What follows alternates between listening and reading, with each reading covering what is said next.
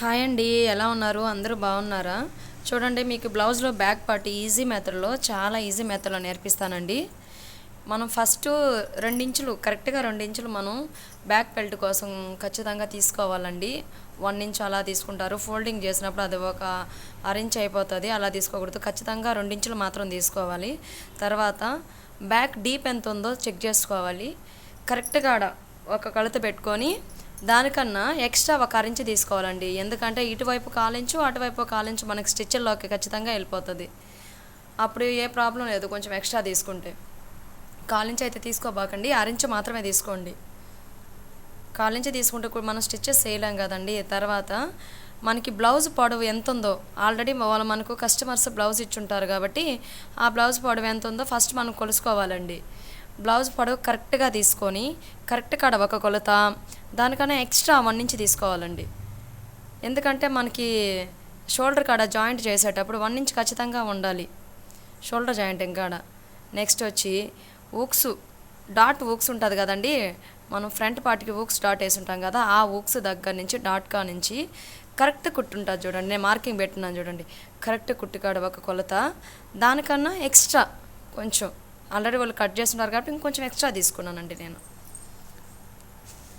ఇప్పుడు మనము back part blouse పొడవు ఎలా కొలుసుకోవాలి, షోల్డర్ దగ్గర నుంచి కరెక్ట్గా ఎంత ఉందో అంత షోల్డర్ దగ్గర తీసుకోవాలి. తీసుకున్న తర్వాత దానికన్నా అరించి ఎక్స్ట్రా తీసుకోవాలి. ఇటువైపు కాలించు, అటువైపు కాలించు ఖచ్చితంగా వెళ్తుందండి. ఖచ్చితంగా తీసుకోవాలి. మనం కుట్లు జాయింట్ చేసేటప్పుడు కూడా కాలించు కుట్లు జాయింట్ చేసుకోవాలి. కొంతమంది చివర్లో జాయింట్ చేస్తారు, అప్పుడు ప్రాబ్లం వస్తుంది. కొంతమంది ఎక్కువ జాయింట్ చేసేస్తారు, అప్పుడు ప్రాబ్లం. స్టిచ్చెస్ చేసేటప్పుడు కూడా మనం ఎంతైతే వదులుకున్నామో అంత మాత్రమే మనం స్టిచ్చెస్ చేసుకోవాలి. చిన్న చిన్న లేజీ పనులు చేసేసుకుంటాం మనం, అప్పుడు బ్లౌజ్ ఖచ్చితంగా చెడిపోతుందండి. ఓపికగా చేసుకోండి.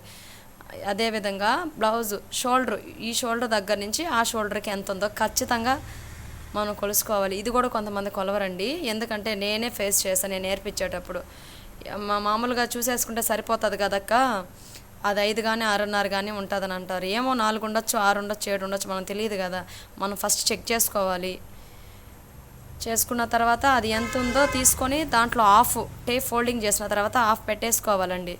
హాఫ్ ఎంత వస్తుందో అక్కడికి టేప్ కరెక్ట్గా పెట్టుకొని, కరెక్ట్గా మనం ఆల్రెడీ ఎక్స్ట్రా తీసుకున్నాం కాబట్టి అక్కడ చిన్న బాక్స్ గీసేసుకోవాలండి.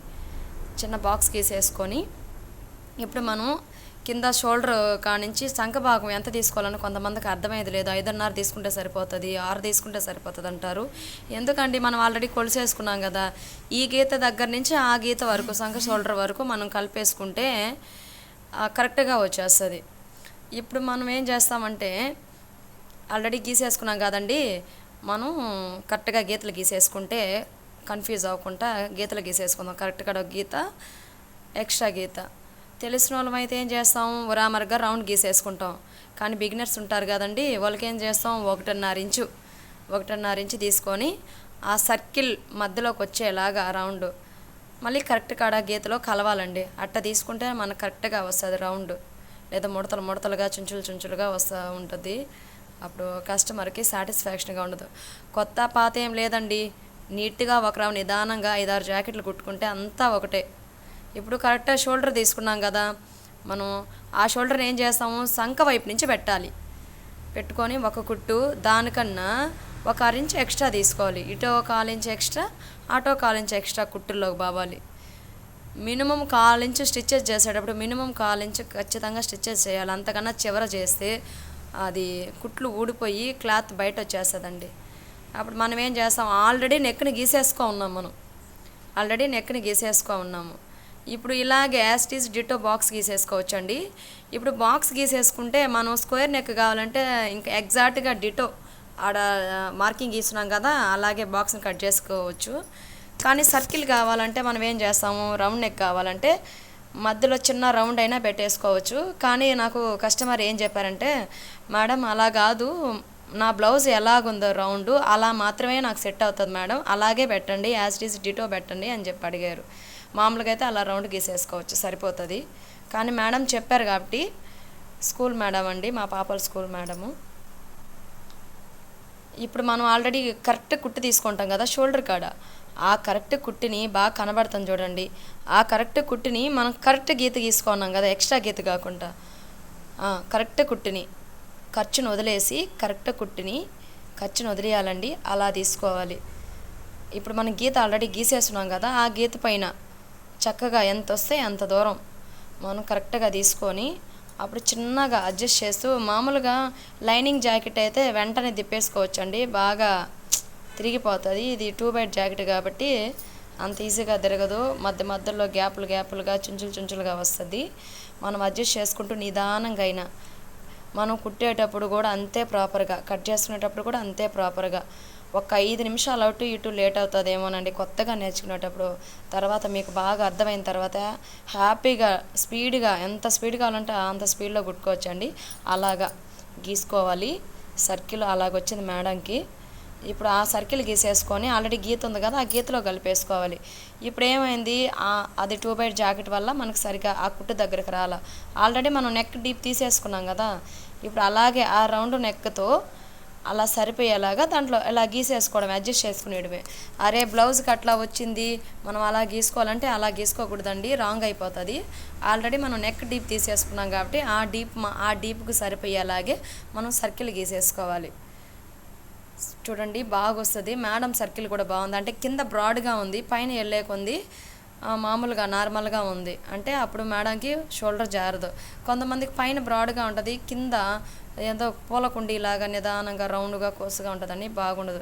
చూడండి ఇప్పుడు మనం ఏం చేసాము, మళ్ళీ చెక్ చేసుకోవాలి. అది ఏంటంటే నేను చెప్పాను కదా, బెల్ట్ కోసం 2 ఇంచులు మనం ఫస్ట్ ఎక్స్ట్రా తీసుకున్నాం కదా, అది బెల్ట్ కోసం. అలా వేసుకుంటేనే మనకి బొటెక్ స్టైల్లో వస్తుంది. ఒక్కసారే కదా జాయింట్ చేసుకుంటాం, యాస్టీస్ మడిచేస్తారు. ఇప్పుడు మనం అన్నీ ఒకసారి చెక్ చేసుకోవాలండి. అన్నీ చెక్ చేసుకొని, అంటే బిగినర్స్ అన్నీ చెక్ చేసుకొని, ఒకవేళ ఏదైనా మనం పొరపాటున ఏదైనా కొలత మనం తప్పుగా పెట్టేస్తుంటే చెక్ చేసుకోవాలి. ఒక 2 నిమిషాలే కదండి చెక్ చేసుకుంటాం, ఏమైపోతుంది. చెక్ చేసుకున్నామంటే కొత్తగా కుట్టేవాళ్ళు కూడా హ్యాపీగా డబ్బులు సంపాదించుకోవచ్చు అండి. నేను ఆ కళ్ళల్లో కూడా అనుకోలేదు, నేను మిషన్ కుట్టి నేను ఇంతలాగా వస్తానని అస్సలు అనుకోలేదు. నేను ఇప్పుడు మా పక్కన ఊరిలో టౌన్ ఉంటే టౌన్లో కూడా బొటెక్ స్టార్ట్ చేసేసానండి. నేను కూడా ఫస్ట్లో లేజీగా అది ఎంతలే ఇది ఎంతలే అని చెప్పి ఏదో ఒకటి అని చెప్పి కట్ చేసేదాన్ని. అట్లా కట్ చేయకూడదండి, మనం ప్రతిదీ ప్రాపర్గా చూసుకోవాలా. షోల్డర్ కానించి షోల్డర్ ఖచ్చితంగా మనం కొలుసుకోవాలండి.